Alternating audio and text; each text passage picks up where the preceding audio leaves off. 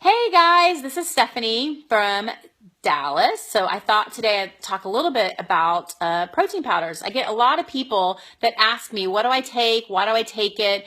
And so I thought I'd share a little bit about why I take what I take, as well as some of the myths that are actually out there. So one of the things that I use is a product called Juice Plus Complete Protein Powder. And the main reason why I like it, there's a lot of reasons, but one of the main ones is it actually has a nutritional label on it, which means it is real food. There are not very many products out there that actually have a nutritional label on it. If you actually go like to Whole Foods and look through all of their protein powders, you will notice that there's only a handful that actually have a nutritional label on it. Most of them have a supplement label, and that's a problem. I mean, if I'm going to put something in my body, I want to make sure that it comes from a food source. One of the things that you'll see in the other protein powders is it'll have a large amount of protein, and people are like, oh, that's the one I want because that's what I want. But most of those have a supplement label, and it's kind of like megadosing, like vitamin C. If you megadose vitamin C, you're only going to get a little bit absorbed from that megadosing, where if you actually ate a whole food, you're going to get way more vitamin C actually absorbed into the body because it's coming from a whole food. So same thing with these protein powders is that it's not coming from a whole food, and they're megadosing. And when you megadose anything, it's pretty toxic to the body. So that's one thing that you need to look at and kind of stay away from.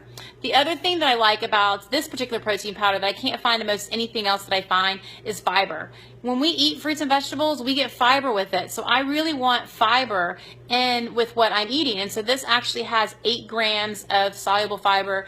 They have soluble fiber and insoluble fiber. So those are some of the things that I like about this particular protein powder. One thing to stay away from is whey. Whey is highly inflammatory. I don't care how clean whey is, it is highly inflammatory to the body. It basically is throwaway part of cheese, and the cheese and the milk industry said, oh wow, we can probably repackage this and sell it as a protein powder, but it is very inflammatory. It's very acidic to our bodies, so we need to stay away from whey protein. The final thing that I love about this particular protein powder is that it also has research on it. So there's not very many, actually there's probably no protein powder out there that actually has research that was done on it. And this powder was done, research was done on it by MD Anderson with their ovarian cancer survivors. So had really good results. One of the things that's great is that it has a perfect score for protein digestibility, and that's kind of what it showed in that research, was that actually these cancer patients that were surviving from cancer, their protein intake actually increased while using this. So one last thing that's very different is it has vitamin D in it, which is really unusual because vitamin D really doesn't come from food. It's actually a hormone. It comes from the sun, and most of us are actually deficient in vitamin D. But there are a few food sources that have vitamin D in it, and one of them is mushrooms. And so mushrooms are actually in this, and so you're actually going to get some vitamin D. So anyway, this is the one that I love. They have it in chocolate. They have it in vanilla.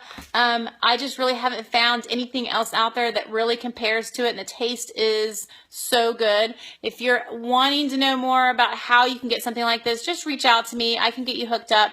If you have any questions, let me know. Feel free to share this with anyone, and I hope you guys have a good day.